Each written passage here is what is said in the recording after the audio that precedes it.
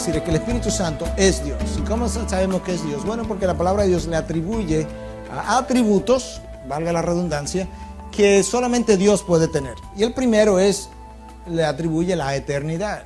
Hebreos 9:14 dice, cuanto más la sangre de Cristo, el cual por el Espíritu eterno se ofreció a sí mismo sin mancha a Dios, purificará vuestra conciencia de obras muertas para servir al Dios vivo. Ahí está la palabra refiriéndose al Espíritu como el Espíritu eterno, y solamente Dios puede tener eternidad.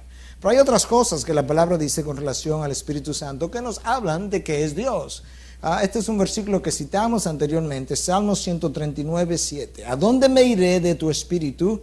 ¿A dónde iré de tu presencia? La omnipresencia solamente Dios puede tener, y la palabra de Dios le asigna omnipresencia al Espíritu Santo. David dice, si me voy a los cielos, tú estás ahí. Si me voy al Seol, a las profundidades de la tierra, tú estás ahí. ¿A dónde huiré de tu Espíritu? De ningún lado, a ningún lado. El Espíritu no solamente es omnipresente, es omnisciente. Cuando Pablo escribe a los Corintios en su primera carta, en el capítulo 2, él dice lo siguiente en los versículos 10 y 11. Pero Dios nos las reveló por medio del Espíritu. Porque el Espíritu, con letra mayúscula, con E mayúscula, porque el Espíritu todo lo escudriña, aún las profundidades de Dios. Porque entre los hombres, ¿quién conoce los pensamientos de un hombre, sino el Espíritu del hombre que está en él? Asimismo, nadie conoce los pensamientos de Dios, sino el Espíritu de Dios. El Espíritu de Dios escudriña aún la mente de Dios, escudriña las profundidades de Dios. ¿Por qué? Porque lo conoce todo, es un espíritu omnisciente, es eterno, es omnipresente, es omnisciente. Mira qué más dice la palabra. En un momento dado, cuando la iglesia primitiva estaba naciendo, los discípulos estaban vendiendo sus posesiones y entregándolas a los apóstoles para crecimiento de la iglesia. Entonces Ananías y Zafira, una pareja de esposos, vendieron un solar, por así decirlo, una parcela, y vinieron y le dijeron a los apóstoles, le dijeron a Pedro que le habían traído todo el dinero de la venta, lo cual era una mentira, habían traído una parte.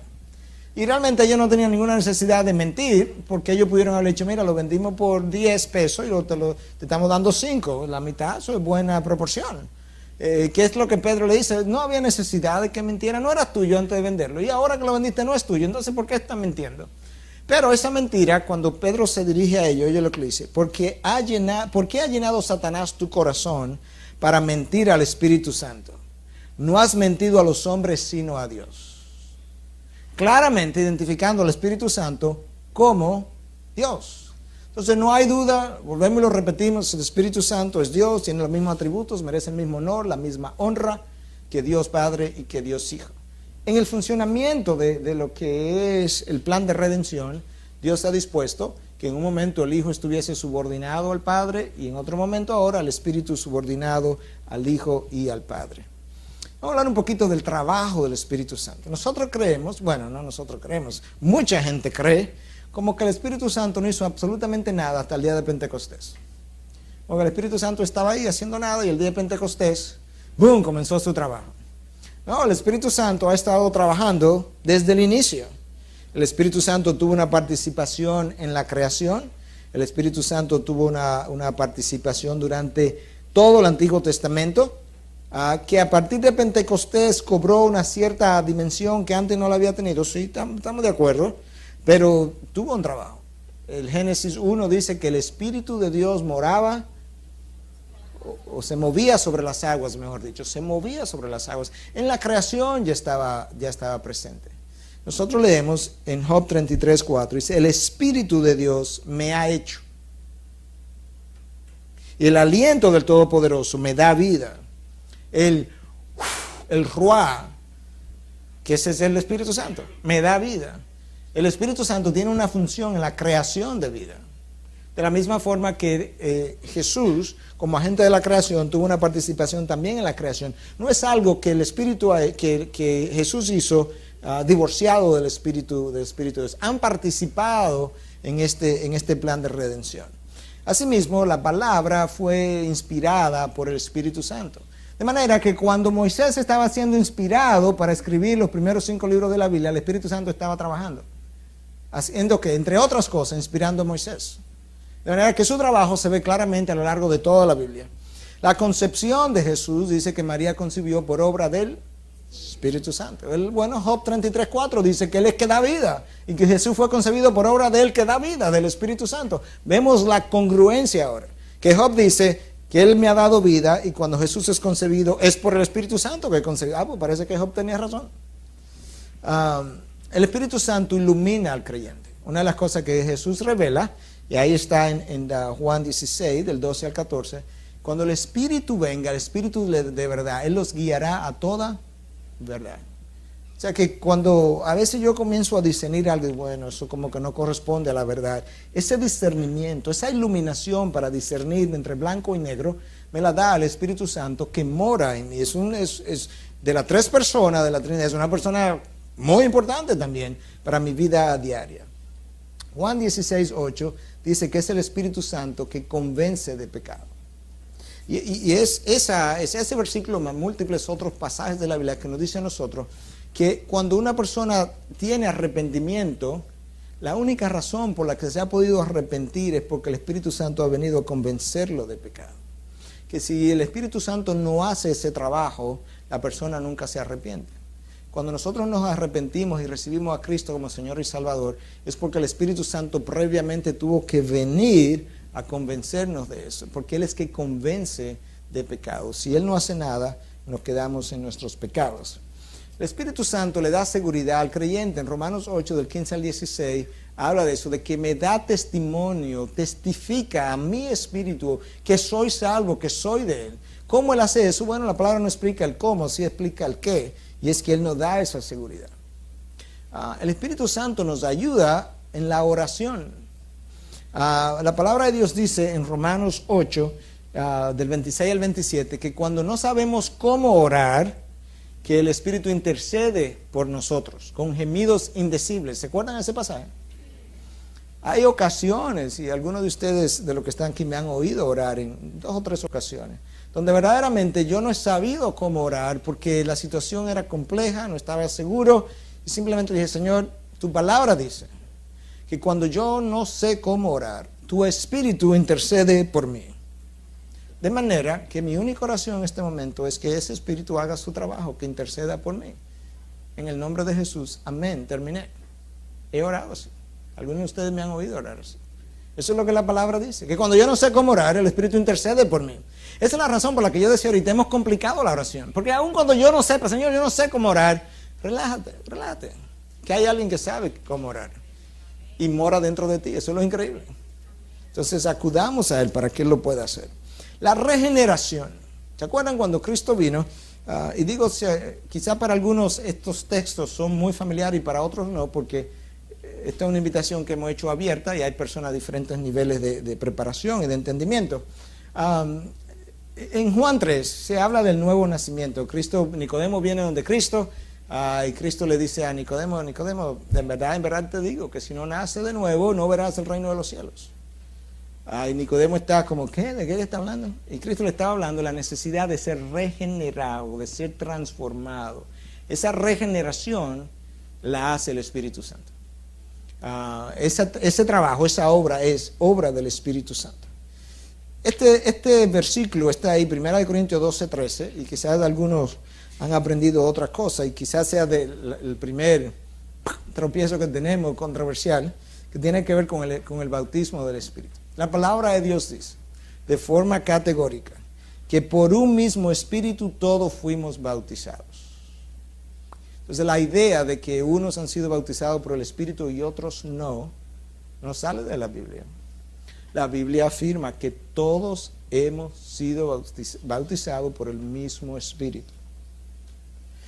Algunos han dicho que la evidencia del Espíritu Santo es el don de hablar en lenguas.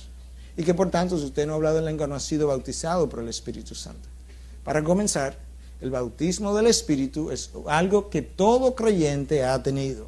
Si usted no ha sido bautizado por el Espíritu, de acuerdo a 1 Corintios 12:13, usted no es creyente. Del don de lengua hablamos ahorita, no vamos a entrar en esa controversia ahora. Simplemente quería explicar esa parte. Es quien guía al creyente. Romanos 8:14 habla de eso. Gálatas 5:16, 5:25 habla de eso. La expansión de la iglesia, no hay duda de eso, la expansión de la iglesia estuvo guiada por el Espíritu Santo. El Espíritu me dijo, a veces Pablo decía, que no vayas a este sitio, no vayas a Bitinia, etcétera, etcétera. El Espíritu guió, sin duda alguna, la evangelización de la iglesia. Ungió los hombres para la evangelización de la iglesia. De manera que es un trabajo enorme y sumamente importante. Ya esto yo le he dicho, que merece la misma honra, la misma reverencia que Dios Padre. Sin embargo, recordemos, y esto yo lo dije al final de la sección anterior, lo estoy enfatizando ahora, todo el énfasis del Nuevo Testamento está en la persona de Jesucristo. Todo el énfasis. Juan 16, 13, 14. Pero cuando Él, el Espíritu de verdad, venga, os guiará a toda verdad. ¿Cuál es el propósito de esa venida del Espíritu? Él me glorificará a Cristo, es Cristo que está hablando, porque tomará de lo mío y os lo hará saber. La función de Cristo cuando vino aquí fue, ¿qué cosa? ¿Glorificar a quién? Al Padre. A glorificar a otro. Es increíble cómo Dios nos da en la Trinidad incluso un ejemplo de cómo nosotros deberíamos estar centrados en el otro. Porque cuando Cristo vino, Él no vino a glorificarse a Él, Él vino a glorificar al Padre. Y cuando el Espíritu Santo viene, Él no viene a glorificarse a Él mismo, Él viene a glorificar a el Hijo y al Padre, pero centrado en el Hijo. Una vez más, es el mismo patrón. Cuando Dios estaba siendo glorificado en el Antiguo Testamento, Él cogió todo el Antiguo Testamento y lo apuntó ¿hacia quién? Hacia el Padre, hacia el Hijo, hacia la venida del Hijo. Todo lo que pasó en el Antiguo Testamento era apuntando hacia el Hijo. De manera que el Padre apunta hacia el Hijo apunta hacia el Padre y el Espíritu apunta hacia el Padre y el Hijo. Un buen ejemplo de lo que es vivir centrado en el otro, dentro de la misma Trinidad. Recordemos lo siguiente, que aún la oración que nosotros hacemos, la hacemos en el nombre de Jesús. O sea, la centralidad de la persona de Jesús es tan increíble en el Nuevo Testamento, que aún cuando nos mandaron a orar, nos enseñaron cómo orar, dice, y esto, todo lo que pidáis, pedirlo en mi nombre. La razón por la que Dios Padre oye mi oración no es porque yo soy tan santo que merezco ser oído. La razón por la que Dios Padre oye mi oración es porque hubo alguien que fue a la cruz y abrió el trono de la gracia para que yo pudiera entrar y ser oído. Y esa persona que hizo eso fue la persona de Jesús. Y ahí está su centralidad. Y todo lo que pidáis en mi nombre, lo haré para que el Padre sea glorificado en el Hijo. Si me pedís algo en mi nombre, yo lo haré. Toda la predicación del Nuevo Testamento es acerca de Cristo. Toda la predicación. Busque cualquier texto donde se predicó un mensaje en el Nuevo Testamento y verá que el centro, prácticamente el único centro, el único foco, es la persona de Jesús. La adoración celestial, hermanos. En otras palabras, si usted quiere saber dónde Dios quiere que esté centrado su vida, usted se va al Apocalipsis y donde le van a abrir el trono de la gracia. Y le van a mostrar dónde está centrada la adoración de nosotros. Porque se supone que si eso que está ocurriendo allá arriba debe ser lo que debe ocurrir aquí abajo. Entonces yo llego a Apocalipsis 4 y me encuentro que la adoración, Apocalipsis 4, está centrada en la persona del Padre, el Dios creador. Termina en 4:11 diciendo, todas las cosas fueron creadas por ti, para tu beneplácito, por tu voluntad, dependiendo de la atracción que usted tenga. Pero cuando yo llego al capítulo 5 de Apocalipsis, y Dios me permite ver a través de las páginas de la Biblia qué es lo que está pasando allá arriba, yo encuentro a los 24 ancianos, y yo encuentro a la multitud de personas que son vistas alrededor del trono, postrado, ¿a quién? ¿Ante quién? Al Cordero de Dios, postrado delante de Él. La centralidad está en la adoración del Cordero. Una vez más, diciéndonos Dios que aunque la Trinidad es igual, pero Dios en su diseño ha dispuesto que al nombre de Jesús, ven la centralidad otra vez, se doble toda rodilla de lo que está en el cielo, en la tierra y debajo de la tierra. De todas las formas nos lo han dicho. Que cuando oremos pidamos en su nombre. Que cuando vemos el trono de la gracia en Apocalipsis vemos todo el mundo postrado delante del Cordero, que compró con su sangre a gente de todo pueblo, de toda tribu, de toda nación. Nos lo han dicho de múltiples formas. Y el Espíritu de Dios nos está guiando precisamente a hacerlo de esa forma, si usamos su palabra, porque Él vino para glorificarlo a Él. Los dones del Espíritu. Comenzamos. Vamos a cuesta arriba ahora. Para comenzar, esta es una doctrina controversial. De nuevo, yo no creo que le haya placido a Dios que su iglesia se haya dividido y hayan peleado acerca de una doctrina de la palabra. O sea, yo no creo, se me hace difícil creer que Dios está allá arriba diciendo, wow, qué bueno que discuten acerca de los dones. Y mira cómo se dividen, qué hermoso. Mira, pro dones, en contra de dones. Dos bandos, hermoso el pueblo. Yo no creo eso. Las últimas palabras de Jesús antes de ascender. Padre, que ellos sean uno como tú y yo somos uno, para que el mundo sepa que tú me enviaste. Entonces yo no veo por qué hay razón por la que tenemos que pelear por estas cosas. Vamos a comenzar con esto. Primero, la doctrina de los dones es casi enteramente paulina. En otras palabras, nadie más habla de eso, excepto Pedro, en un solo pasaje, en un solo verso. O sea, todo lo que ha escrito de los dones lo escribió Pablo. Eso es importante porque nos dice a nosotros que cuando Cristo vino y se pasó 3 años y medio enseñando, Él ni siquiera en ese momento habló de los dones. Eso vendría después. La enseñanza más profunda, más fina, iba a venir más tarde. Cuando Pedro escribió un versículo. Cuando Santiago escribió, no dijo nada. Cuando Juan escribió, no dijo nada. Pablo es quien viene y define una serie de cosas. Primera de Pedro 4:10 habla acerca de los dones y lo vamos a ver un poquito más adelante. La pregunta es, ¿quién da los dones? Por un lado, Primera de Corintios 12, de forma clara, establece que el Espíritu Santo da los dones. Por asimismo, cuando leemos Efesios 4, dice que cuando Cristo ascendió, Él dio a unos ser apóstoles, otros pastores, otros evangelistas, estableciendo que Cristo tiene algo que ver con el dar los dones. Y eso está revelado en ambos pasajes. Usted puede leerlos, como no tenemos todo el tiempo, usted puede leer los pasajes en su casa. La definición de lo que es un don espiritual. La palabra viene del griego harismata, que es derivada de esta otra palabra, si usted la puede pronunciar, buena suerte. Harisestai o algo así, que significa mostrar favor o dar libremente. Entonces eso tiene otra raíz, que es la raíz haris, que significa gracia. Ya ahí nosotros tenemos una idea de cómo se dan los dones. Se dan por gracia. Yo no tengo un don porque yo me lo merezco, el que sea. Yo tengo un don porque por gracia Dios ha determinado que para la labor que Él me ha llamado a hacer, yo necesito ese don. Es importante que se conozca porque dentro del pueblo de Dios, algunos que han tenido un don versus otro, muchos se han enorgullecido de que este es superior a aquel porque tiene tal don y yo no lo tengo. Los dones no tienen nada que ver con santidad en un sentido, porque los dones muchas veces Dios los da cuando yo nazco de nuevo. El mismo día que yo nazco de nuevo, Dios a veces me ha entregado dones en ese momento y yo no tengo nada de santidad, yo acabo de nacer de nuevo. Los dones tienen que ver con la función para la cual Dios me ha llamado. Entonces, cuando Dios me llama, por ejemplo, para ser maestro de su palabra, Él me va a dar el don de la enseñanza. Si Dios no me ha llamado a ser maestro de la palabra, Él no me va a dar el don de la enseñanza. ¿Para qué? Él no me ha llamado a eso. Si Dios me ha llamado a trabajar con presos o trabajar con enfermos, Él me dará el don de misericordia. Pero si Él no me ha llamado, Él no me va a dar el don de misericordia. Eso no quiere decir que yo no deba vivir misericordiosamente. No, pero hay gente que se le ha dado dones especiales para trabajar con grupos especiales o funciones específicas. Entonces, un don es la habilidad sobrenatural dada por Cristo al creyente por medio del Espíritu Santo en el momento de su salvación o después para el servicio del cuerpo de Cristo. Hay dos posiciones. Hay una posición del pueblo de Dios que dice que todos los dones Dios los da en el momento que yo nazco de nuevo. Otra posición, que es la nuestra, que dice que los dones Dios los da en el momento que yo nazco de nuevo o después. No hay, honestamente, un versículo bíblico para decir una cosa o la otra.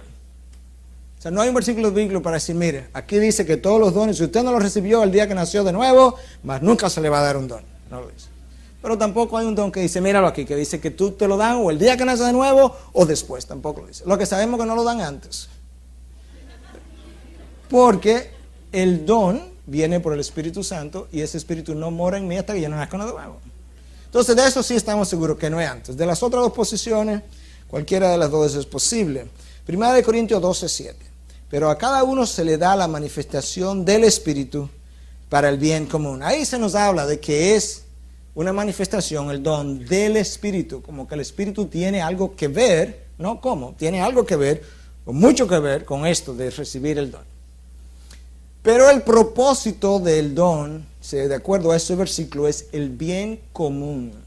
Eso es importante para cuando entremos ahorita en el área controversial, porque va a ser congruente con lo que vamos a leer ahorita. Cuando Pablo manda a decir, ahorita con relación al don de lengua, si no hay nadie que interprete, Pablo dice, cállese la boca, es porque en ese momento no es para el bien común. Vamos a hablar de eso ahorita, pero desde ahora comience a entender el propósito de los dones para el bien común. Ok, ¿cuál es la diferencia entre un don y un talento? Hay gente con muchos dones. Por ejemplo, la palabra de Dios define el liderazgo como un don, y sin embargo hay grandes líderes dentro del pueblo no cristiano. Hay un talento de liderazgo y hay un don de liderazgo. El talento yo nazco con él. El don yo lo recibo después de nacer, pero nacer de nuevo. Uno es nacimiento físico y el otro es nacimiento del espíritu.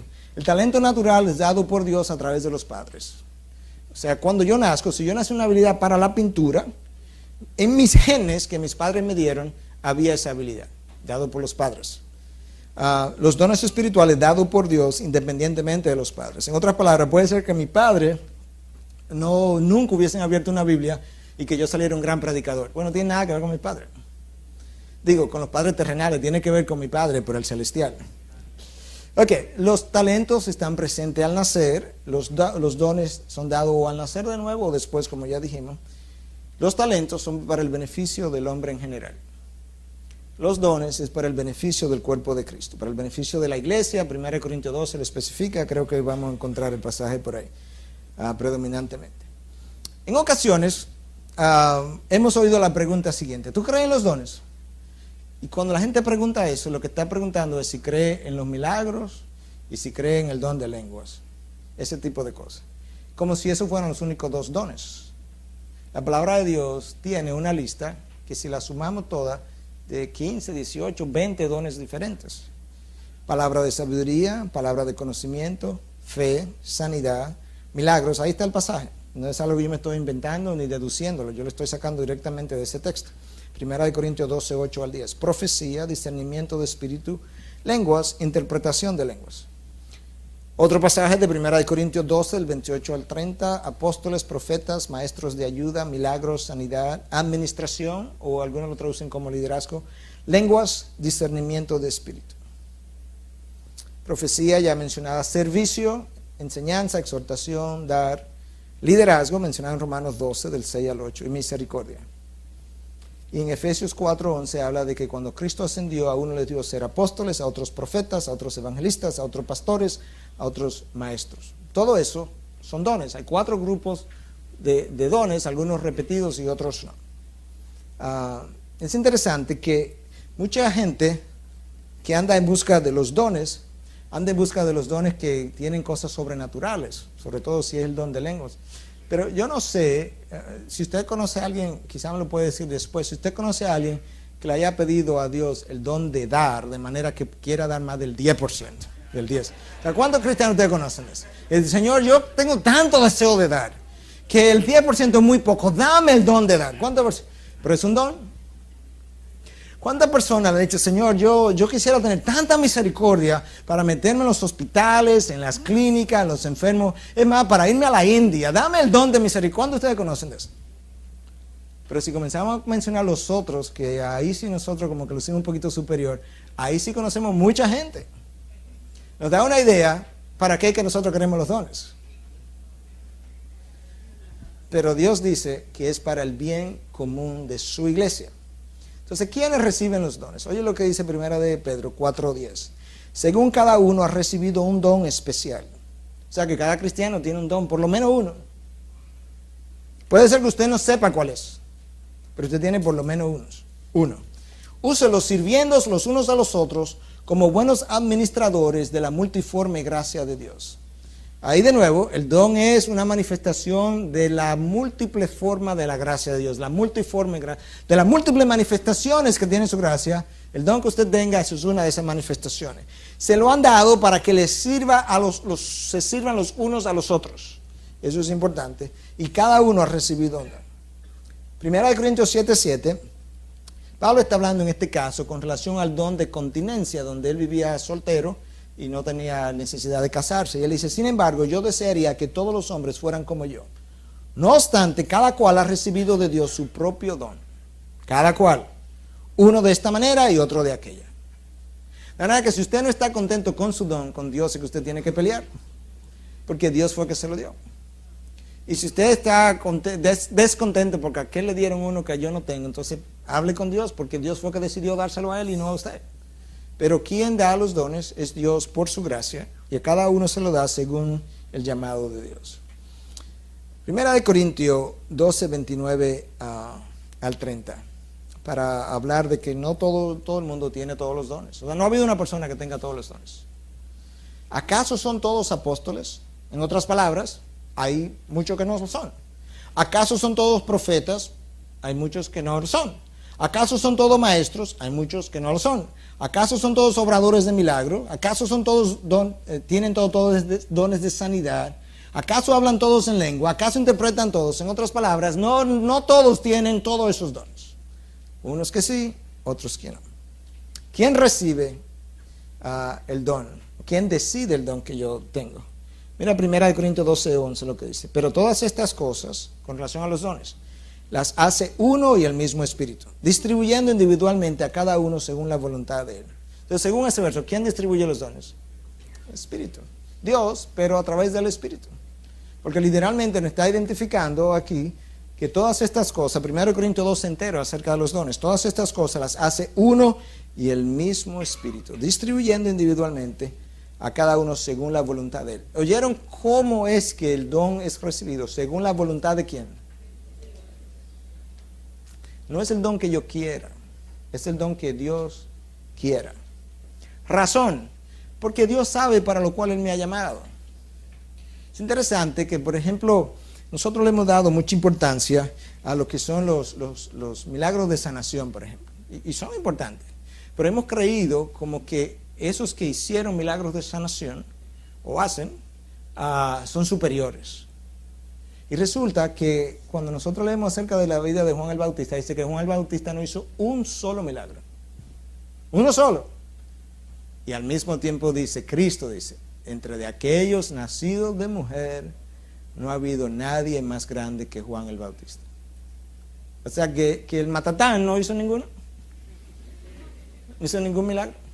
Porque nosotros hemos humanizado todo y hemos humanizado las enseñanzas de la palabra. Claro que esta demostración de poder tiene que hacer a este hombre más grande que aquel. Y Dios está diciendo, oye, escúchame. Cada cosa que yo doy tiene un propósito. El propósito de mis milagros ha sido confirmar el mensaje o el mensajero. ¿Recuerdan la historia de Moisés? Cuando no quería ir a Egipto, a regresar a Egipto, y Dios le dice, ok, Moisés, ¿qué es lo que tú tienes en la mano? Tira, una vara, tírala, se vuelve culebra. Ok, recógela, se vuelve vara otra vez. Ok, y ahora en la mano, coge tu mano y métela en el bolsillo. Sácala, lepra, métela otra vez adentro. Sácala, limpia. Por esas cosas ellos sabrán que yo te envié. Mis milagros te van a confirmar. En el libro de Hebreos, capítulo 1 creo, capítulo 2, habla de cómo los grandes hombres de Dios fueron confirmados por actos de Dios, por los milagros de Dios. Entonces, resulta que cuando yo leo la vida de Juan el Bautista, dice que a Juan denunció a Herodes de que estaba viviendo con la mujer de su hermano. Y dice que Herodes no lo quería matar porque el pueblo lo tenía por... O sea que Juan había que confirmarlo, ¿verdad? Entonces no hay que hacer milagro a través de Juan, él está confirmado. El pueblo lo tiene por profeta. Cuando Cristo no querían creer en Cristo, ¿qué es lo que Cristo dice? Si no quieren creer en mí, por lo menos crean en las obras que yo hago, en otras palabras, en mis milagros. Ellos deben confirmarme a mí como enviado de Dios. Nicodemo viene y dice, Jesús, nosotros sabemos que tú eres un hombre enviado de Dios porque nadie puede hacer las cosas que tú haces a menos que Dios le haya enviado. Nicodemo sabía cuál era el propósito de los milagros. Confirmar el mensajero o el mensaje.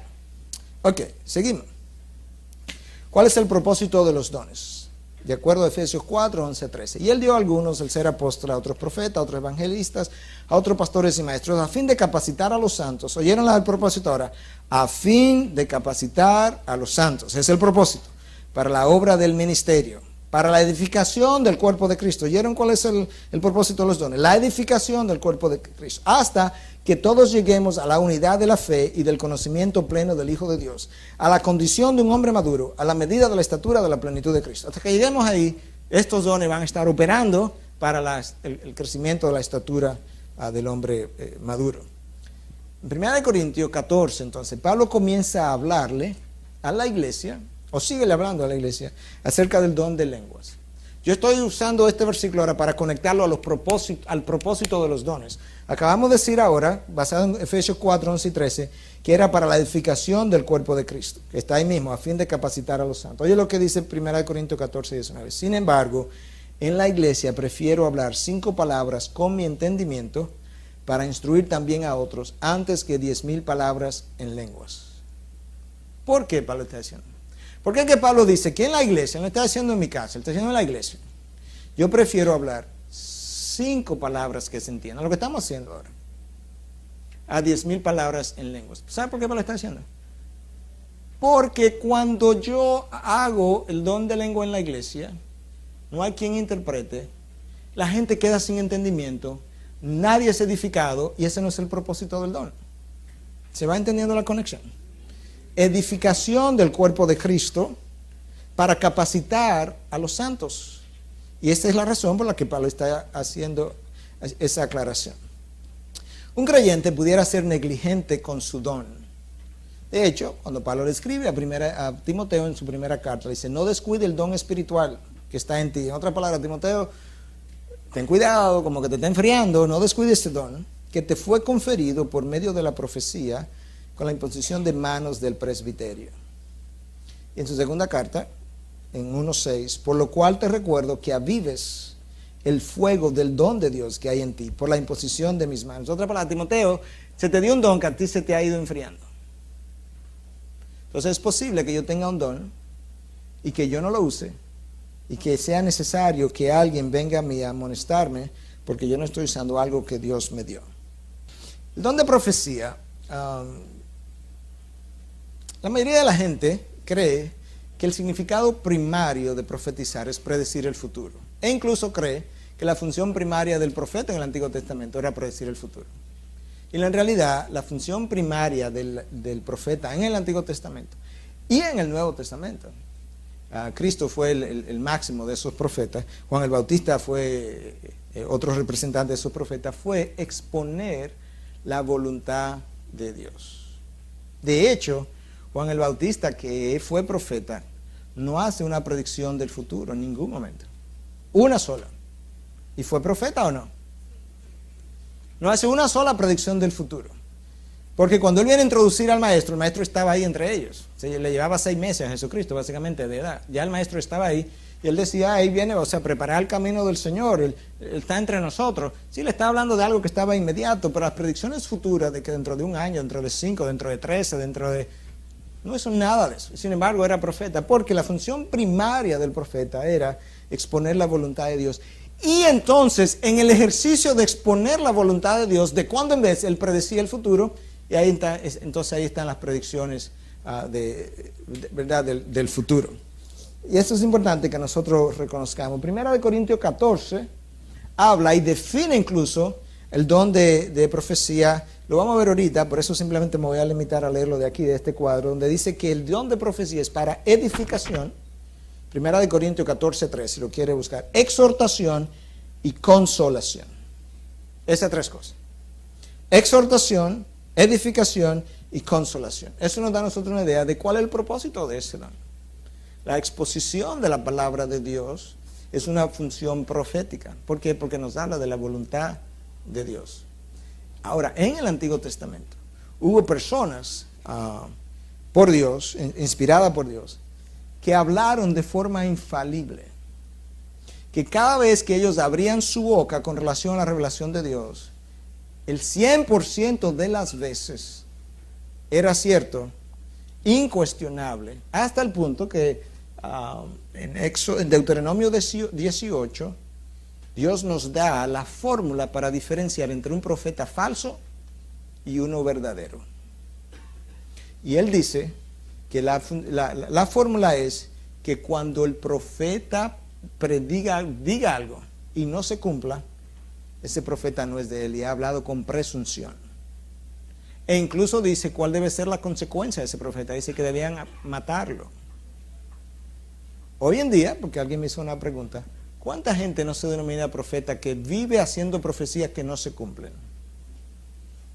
Wow, si le fuéramos a aplicar el criterio del Antiguo Testamento, hay muchos muertos hoy en día.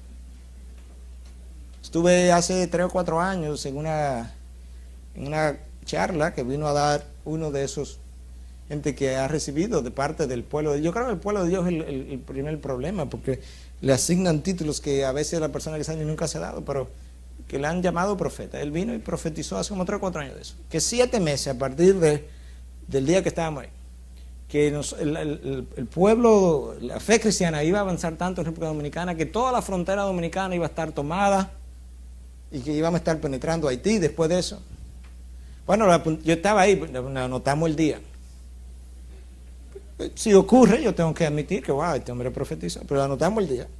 7 meses, 8 meses, 9, 10, 11, 12, 1 año, 2 años, 3 años. Oye, no ha ocurrido nada. Pero yo sé que esa persona lo han invitado el próximo año, y el próximo año, y el próximo año. Pero nadie le ha preguntado de su profecía, pienso yo. Y por algunos de sus mensajes posteriores, yo creo que sí, que él es cristiano. Quizá estaba confundido en un momento dado. Porque podemos confundirnos. Pero es el pueblo de Dios que tiene que preguntarle, oye, fulano, tú no dijiste que esto iba a ocurrir. Y que, mira, no ha ocurrido. ¿Qué tú piensas? Y a lo mejor le dice, mira, tú sabes que...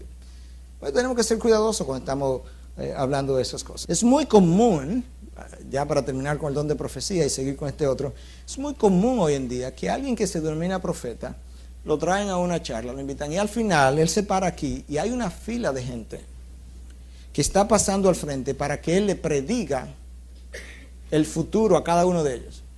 Y él tiene una predicción para que, oye, no hay una gente que no salga con una predicción. Y yo digo, por Dios, ¿dónde nosotros vemos esa práctica en el Nuevo o en el Antiguo Testamento? El profeta no es un vidente de una bola de cristal que todo el que viene sale con un mensaje. Ni en el Antiguo Testamento, cuando teníamos lo mejor de lo mejor. El profeta, de vez en cuando en el Antiguo Testamento decía, y el Espíritu de Dios vino sobre mí, ¡boom! Entonces no es posible que, como si estuviéramos en un circo, que tengamos una fila de personas, 50, 100, 150 personas haciendo fila para predecirle, y para todo el mundo hay una predicción. Desde con quién te va a casar o no te va a casar, hasta etcétera, etcétera. Ok. Menciono eso como una mala práctica de lo que sería eso. O sea, asuma que esa persona es profeta, asúmalo, como se dio en el Antiguo Testamento, asúmalo. Esa no es la práctica, esa no es la función del don de profecía, si usted lo quiere ver así, predecirle la vida a cada una de las personas que vienen. Eso no es como funcionó en el Antiguo Testamento, en su mejor época. El don de lengua, quizá el don de los más controversiales. Si nosotros vemos en el Nuevo Testamento 2 expresiones de este don de lenguas, en el libro de los Hechos, de nuevo, bueno, déjame hablar de esto primero y luego dar la explicación. En el libro de los Hechos, capítulo 2, del 4 al 8, dicen que todos fueron llenos del Espíritu Santo y comenzaron a hablar en otras lenguas, según el Espíritu les daba habilidad para expresarse. Y había judíos que moraban en Jerusalén, hombres piadosos, procedentes de todas las naciones bajo el cielo. Y al ocurrir este estruendo, la multitud se juntó y estaban desconcertados, porque cada uno les oía hablar en su propia lengua. Y estaban asombrados, se maravillaban, diciendo, mira, ¿no son galileos todos estos que están hablando? ¿Cómo es que cada uno de nosotros les oímos hablar en nuestra lengua en la que hemos nacido? Yo creo que es evidente que estas lenguas eran lenguas humanas, en el libro de los Hechos por lo menos, ¿sí o no? Están hablando y eran gente de diferentes regiones y dice, pero ¿cómo es posible que nosotros lo oímos hablar en nuestras lenguas? O sea, el chino lo oyó hablar en chino, y el dominicano en español, y el americano, por ilustrarlo, en inglés, y cada uno de ellos lo oyó hablar en su propia lengua. Estas eran lenguas humanas. Es una manifestación de ese don. Y hay algunos que creen, aunque nosotros no creemos eso, hay algunos que creen que esas lenguas humanas son las únicas lenguas, que las otras de que habla Pablo en 1 Corintios 12 y 14, que también son lenguas humanas. Y vamos a ver ahorita por qué no entendemos que las de 1 Corintios 12 y 14 son lenguas humanas. Yo creo que es más o menos claro el por qué, pero vamos a seguir. Ok. El segundo tipo de lenguas, entonces, que estamos hablando que no son lenguas humanas, Pablo habla en 1 Corintios 13:1, por ejemplo, y dice, si yo hablara lenguas humanas, o sea, es un tipo, ¿verdad? Y angélicas, ¿hace otro tipo entonces? Pero no tengo amor, he llegado a ser como metal que resuena o símbolo que retiñe. Entonces, lenguas humanas se dieron en el libro de los Hechos, capítulo 2. Pablo habla en 1 Corintios 12 y 14, por otras razones que vamos a ir viendo, de otras lenguas angélicas, que es el don de lengua a que se refiere. Vamos a coger la misma palabra de Dios y hablar de lo que habla la palabra con relación al don de lengua, y luego al final de todo esto decirle dónde nosotros estamos. 1 Corintios 14:2. El que habla en lengua no habla a los hombres. Pues entonces no son lenguas humanas, ¿verdad que no?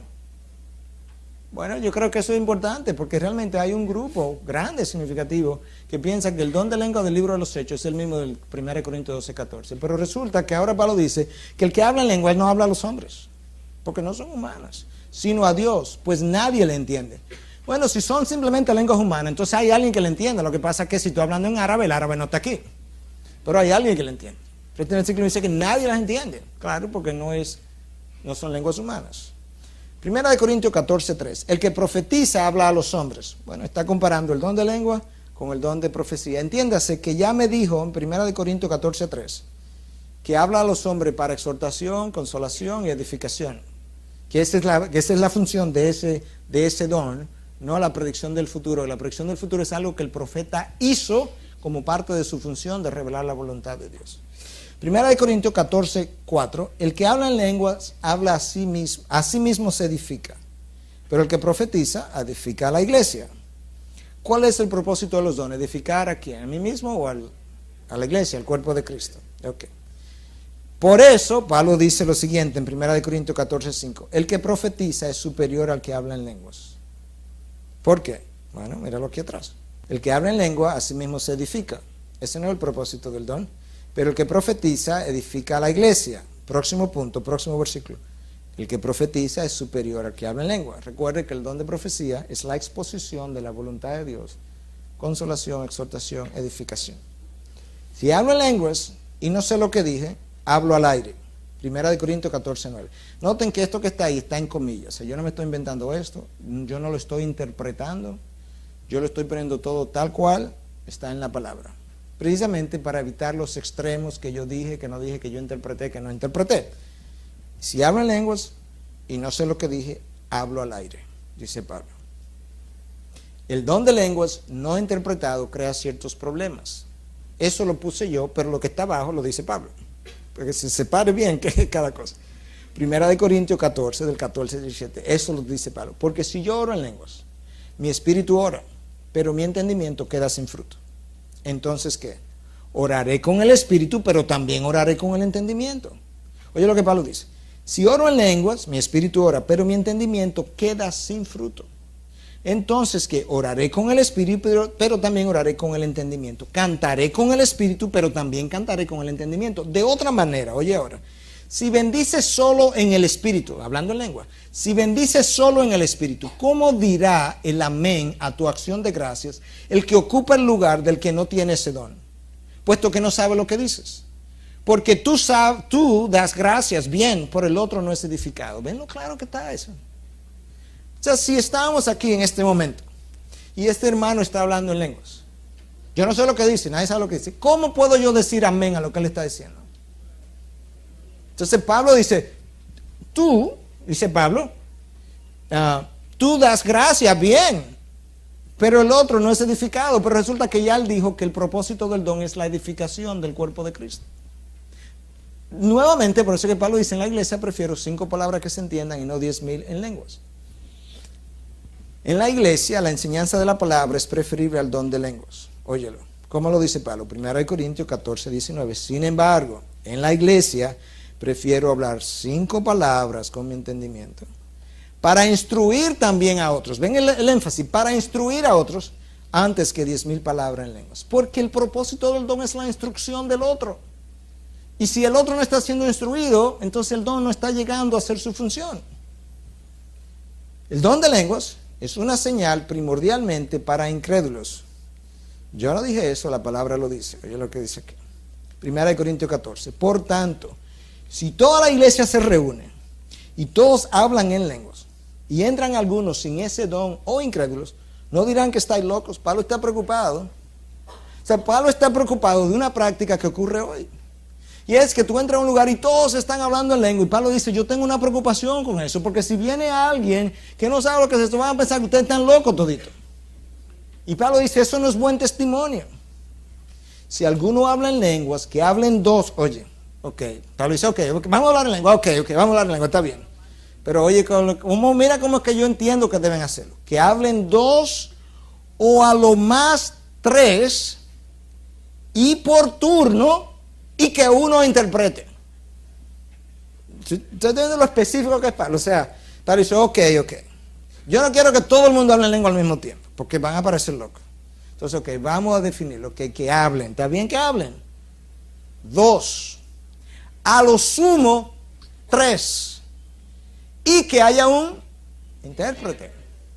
Yo creo que Pablo no puede ser más específico de ahí. Pero si no hay intérprete, o sea, Pablo sigue aclarando las cosas, pero si no hay intérprete, que guarde silencio en la iglesia y que hable para sí y para Dios.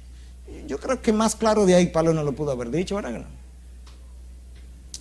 Porque, o sea, entonces él va a terminar como, ok, déjame decirte por qué yo estoy diciendo todo esto. Porque Dios no es Dios de confusión, sino de paz, como en todas las iglesias de los santos. Si una práctica de la enseñanza de la palabra está creando confusión, Dios no puede estar aplaudiendo eso. Si una iglesia se divide un grupo por cuestión de los dones, Dios no puede estar aplaudiendo eso, porque nuestro Dios es un Dios de paz. Eso es lo que Pablo dice aquí. La razón de organizar todo esto es porque Dios no es un Dios de confusión, sino de paz, como en todas las iglesias de los santos. Antes de decirle dónde nosotros estamos como iglesia, que lo dejé para el final a propósito, usted ha leído la carta de 1 Corintios, ¿verdad? ¿Usted conoce una iglesia más pecaminosa que la iglesia de Corintios? Yo no la conozco. O sea, si usted la conoce, me dice dónde, para no ir. En la iglesia de Corintios había pleitos, divisiones, celos, cosas que están escritas, envidias. Había uno que estaba viviendo con la mujer de su padrastro, ¿se acuerdan de eso? O sea, que había inmoralidad, había de todo. Y en esa iglesia habían de todos los dones también. ¿Por qué? De una cosa yo estoy seguro, que no era bendiciendo su vida de santidad. ¿Verdad que no? Porque nosotros a veces creemos que es una cuestión de, oye, este muchacho está caminando tan bien que Dios dice, déjame darle todos estos dones. De una cosa yo estoy seguro, que a la iglesia de Corinto le dieron todos los dones, pero no porque andaba tan bien, porque no hay una iglesia más mal caracterizada en el Nuevo Testamento que la iglesia de Corinto. La iglesia de Corintios se le dieron todos los dones, porque era una iglesia inmersa en el poder pagano de un templo que solamente prostitutas, tenía 1000 prostitutas sagradas, donde se hacían rituales y orgías todos los días a los dioses, y habían poderes sobrenaturales de las tinieblas de todo tipo. De todo tipo. Cuando tú vas a la jungla y le dices a un indio de la jungla, dice que mira que el Dios mío es más grande que el tuyo, y él te dice, ¿dónde está eso? Y tú dices que en la Biblia. Él te va a decir, ¿la Biblia? ¿Qué es la Biblia? Tú le dices, un libro. ¿Y qué es un libro? Bueno, una colección de páginas. ¿Qué es una página? Bueno, donde hay muchas palabras. ¿Y qué son palabras? Bueno, donde son cosas compuestas de letras. ¿Y qué son letras? Porque ellos ni idea tienen de lo que es una letra, mucho menos de que la Biblia. Entonces, cuando Él te dice, demuéstramelo, y Él tiene un poder de las tinieblas que está haciendo grandes maravillas, ¿cómo tú se lo vas a demostrar? De la misma forma que Dios se lo demostró a Elías y a la gente que le dijeron a Elías, demuéstramelo, haciendo cosas sobrenaturales para que la gente entienda que el Dios que envió a esa persona está detrás de esa persona. Entonces Elías sube al monte y le dice, ok, vamos arriba. Comiencen ahí, comiencen a cantar y a danzar y a hablarle a sus dioses. Y brinca y salta y se cortan. Nada. Se le dice, ok. ¿Qué fue lo que Elías fue a hacer allá arriba? Elías fue a demostrarle al pueblo de Israel que su Dios era más grande que el de ellos, de los paganos. Ok, la apuesta era que iba a llover fuego. Pero antes de llover, mójame el sacrificio. Mójame la leña también. Es más, pónmele agua alrededor. Okay, vamos a ver quién es quién. Ok, Dios se consumió todo. Ok, convencido, ahora vamos a matarlo a todito. Que son unos sinvergüenza. El milagro, la manifestación sobrenatural, necesitaba confirmar al profeta en un momento en que grandes poderes de las tinieblas se manifiestan. En la iglesia de Corinto habían grandes poderes de las tinieblas manifestándose. Cuando eso se dé, ayer, y esta es la parte controversial, que para algunos le va a resultar chocante, hoy Dios va a hacer lo mismo. Donde quiera que las condiciones se repitan, que se dieron en aquel momento, Dios que no cambia y que es el mismo ayer, hoy y siempre, va a volver a hacer exactamente lo mismo que Él hizo en el pasado. Entonces hay dos polos, y ahora le defino nuestra posición. Un polo que está aquí, que dice que esos dones de lengua, dones sobrenaturales, eso fue del pasado, ya eso pasó. Otro polo que está aquí, que dice que está presente, pero se usan como quieran usarlo. Y el típico ejemplo, el don de lengua, que a pesar de que hay especificaciones muy claras, lo usan sin orden. Entonces estamos nosotros en el medio, que entendemos que esos dones operan hoy, bajo la dirección soberana de Dios. Cuando las condiciones son similares, las condiciones en el presente son similares a las del pasado, Dios obrará otra vez, como Él es el mismo ayer, hoy y siempre, como Él obró en el pasado. Él confirmará su mensaje y su mensajero, y Dios lo usará para su propósito cuando Él entienda que son necesarios. Esa es nuestra posición. Y con relación al don de lengua, que de usarse, debe seguirse la palabra. O sea, mi problema es que yo no puedo decir, sí, pero el don de lengua existe, sí, es verdad, aquí estamos de acuerdo. Pero yo no puedo entonces cerrar el libro y practicarlo como yo quiera. Porque no estoy siendo consistente, congruente. Entonces, ok, está bien, entonces abre el libro y practícalo como la palabra dice. Si hay algún hermano con una posición diferente, yo no voy a pelear con usted, hermano. Yo no me voy a dividir con usted tampoco. Yo no creo que las doctrinas se nos han dado para dividirnos. Yo no voy a pelear con usted, yo no voy a luchar con usted. Simplemente quiero decir que Juan Calvino, quizás uno de los teólogos más grandes y para algunos el más grande teólogo, dijo en una ocasión que el mejor teólogo solamente podía estar 80% correcto. En otras palabras, él sabía que habían cosas en las que no nos ponemos de acuerdo, que algunos de nosotros no están en lo correcto. Menciono eso simplemente para decirles que si nosotros tenemos ese espíritu de mansedumbre, de reverencia, al aproximar la palabra, trate de practicar lo que usted cree, pero avalado en la palabra. Puede ser que hayan diferencias, las respetamos, pero hágalo como la palabra manda, no conforme a nuestras propias interpretaciones. Usted puede decir, mire, yo por la palabra, por esto y esto, yo practico esto y creo esto, ok, pero por la palabra, no por algo que yo haya querido hacer de forma personal.